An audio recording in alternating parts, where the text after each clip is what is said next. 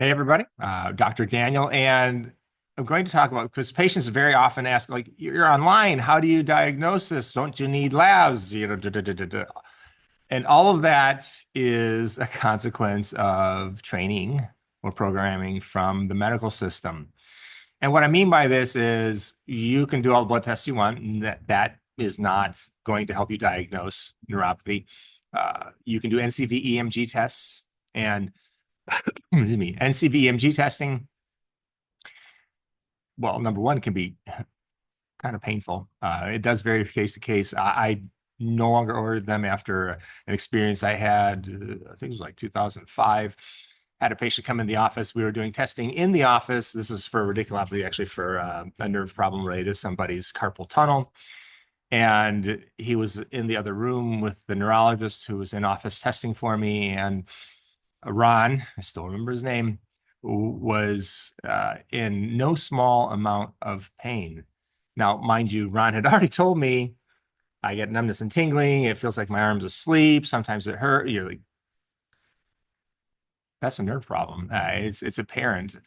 And we got the test back, and sure enough, I said that he had some impingement coming out of the nerve root in his spine, and I already knew that. He had the symptoms. It was apparent. He was experiencing issues. He had weakness in his hand.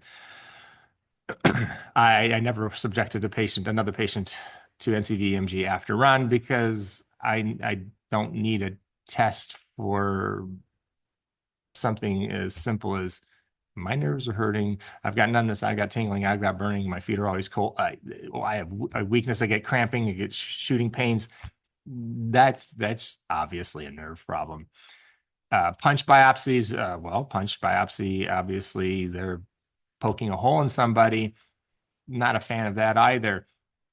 So when I'm talking to patients online through the online consultations, they're 45 minutes long, sometimes longer. I can ask the questions I need to ask. I can see how their lives are being affected. I can get a pretty good understanding of whether it's a spinal issue or whether it's a neuropathy issue based on how it presents, what they're experiencing, how it's progressed without anything invasive. And blood labs, I mean, again, blood work doesn't do a whole lot for neuropathy. It's very, well, simple at this point for me. I've been doing it long enough to speak with somebody, ask the right questions, and understand.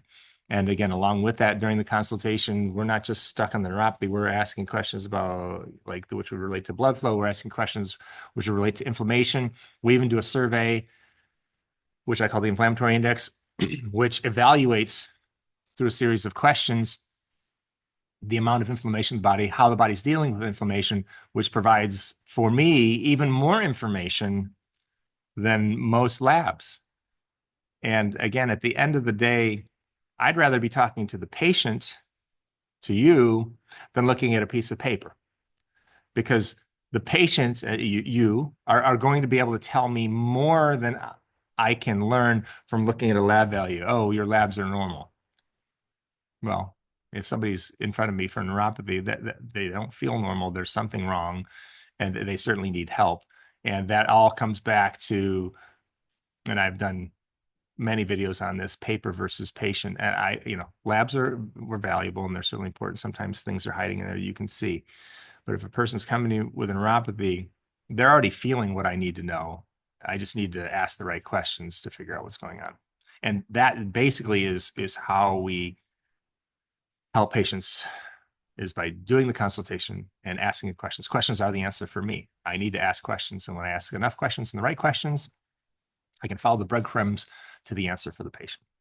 I hope that answers your question about, like, how does this work online? That's how it works. Okay. Thanks and have a great day.